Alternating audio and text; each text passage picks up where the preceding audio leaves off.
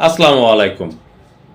আজকে আমরা জানব কেন পিএল লেভেলে বা মাটির লেভেলে বা মাটির চাইতে একটু গভীরতায় কেন আমরা গ্রেড বিম প্রদান করে থাকি।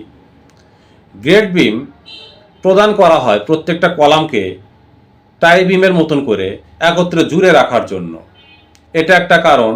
আবার ফ্লোর লেভেলে বা পিএল লেভেলে বা মাটির লেভেলে যদি আমরা গ্রেড বিম না দিই তাহলে ফুটিংয়ের উপর থেকে ছাদের তলা পর্যন্ত কলামের উচ্চতা অনেক বেড়ে যায়। ফলে প্রত্যেকটা কলামকে লং কলাম হিসেবে ডিজাইন করতে হয়। আর যেটা করতে গেলে প্রত্যেকটা কলামের ক্রস সেকশনাল এরিয়া ব্যাপক হারে বেড়ে যাবে, স্ট্রাকচারের লোড বেড়ে যাবে, খরচও কয়েক গুণ বেড়ে যাবে।